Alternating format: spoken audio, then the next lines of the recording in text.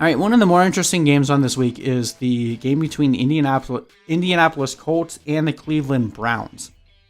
Indianapolis Colts and Cleveland Browns are both 3-1. Colts have arguably the best defense in the league right now. I don't really know whether that's more a product of who they played at this point or if they really are just that stinking good. This will be a really good litmus test for where they stand as a defense, because the Browns offense, after that week one just flat out bad performance, they've been really hot on offense. They've been the number one running team in the league, and Baker Mayfield has looked capable in the passing game. So we'll see, immovable object and unstoppable force meeting each other here. Which one is real? If the Browns win this game, then I think that's pretty eye-opening and showing that they really are for real. Whereas if they just don't show up, then it's going back to being Cleveland. But Vegas is obviously very conflicted on this one as well. They, as of today, looking at the lines, the spread is even. So right now there's an over-under of 47, and it's basically a pick-em at this point. So I'm pretty conflicted in my choice here between the Colts and the Browns. We saw the Colts, underperform defensively against the Jaguars, but other than that, their defense has been great. Completely shut down the Vikings, completely shut down the Bears last week. So can their defense do that again? They've been great. They are the best team against quarterbacks, best team against tight ends. They are the fourth best team against running backs, and above average against receivers. Whereas the Browns have actually allowed a lot of fantasy points to quarterbacks, wide receivers, and tight ends. A little bit stronger against the running back with that good front seven, but don't think that means we're going to be stopping playing Jonathan Taylor at all. His schedule is about to ease up, and you can't really keep a guy like that on your bench. He has the propensity to blow up at any moment. His day is coming.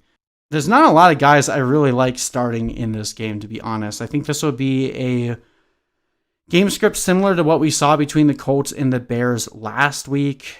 Should be a lower scoring game. There is a chance that this game turns into a higher scoring affair, but I'm not counting on it. I'm not really banking on Phillip Rivers. He looks pretty washed at this point, and Baker Mayfield definitely looked okay last week, but the Colts defense is much stronger than the Cowboys. So this could be a very low-scoring game. That being said, Kareem Hunt and Jonathan Taylor are every week starters, so we're starting both of them. The Colts defense has been arguably the best in the league, so we're going to continue to roll them out there. And it's really hard to put the genie back in the bottle with Odell Beckham after he's had 3 solid weeks in a row now. I'm definitely comfortable playing Odell Beckham in pretty much any circumstance. Where it starts getting murky is everybody else.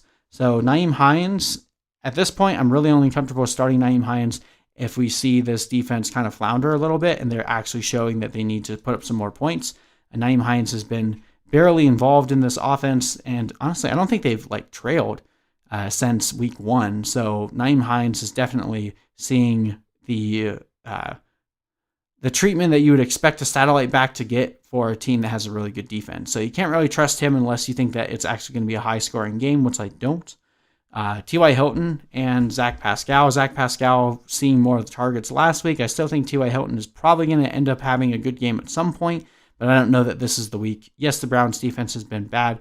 I just don't trust Phillip Rivers that much at this point. So probably not throwing either guy out there. Watch T.Y. Hilton have his massive blow-up game because I told you guys to finally bench him, but that's just how fantasy football works. So if you believe in that sort of thing, go ahead and start him because I told you not to. And then you might have to start Mo-Alie Cox just based on what your tight end situation is, but he's been pretty... he hasn't been very involved, even though he's been involved in high-leverage plays. So if you start him, you're basically hoping for a touchdown like you got last week. On the Browns side... I don't really think that D'Ernest Johnson is someone that we should be throwing out into our lineups until we really see how this touch split goes. We saw the snap share between D'Ernest Johnson and Jontrell Hilliard. It was basically even after Nick Chubb left that game, but this is going to be a Kareem Hunt show. There's a tough defense against the Colts, so we're not going to play a secondary option in the running game outside of Hunt against a tough defense. So if D'Ernest Johnson comes out and has another good game and he does it on your bench, bravo, you have a good starter going forward. If he can do that against the Colts, he can do that against anybody, but I'm not trusting him this week by any means. Jarvis Landry has been really disappointing up to this point. We were hoping that last week he would have had a breakout game, but if it wasn't for that touchdown play to Odell Beckham on that trick play, he would have had another really poor performance for fantasy. So I'm keeping him on my bench until he actually does something for us. Hooper, maybe you might be forced into starting him, but he had the touchdown last week, had a couple of catches, but still hasn't been very involved in this offense. It's a really low pass volume offense in general. So you could start the Browns defense as well, even though they haven't done much for fantasy. I could definitely talk myself into that because I think this will be a lower scoring game.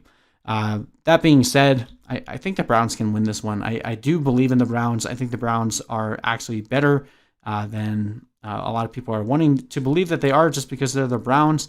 But I don't necessarily believe in the Colts offense at this point. They need to get some things together. Phillip Rivers needs to actually throw the ball a bit more. So I think this could be one where they kind of let slip away from them near the end of the game. Got the Browns winning this one 22-17.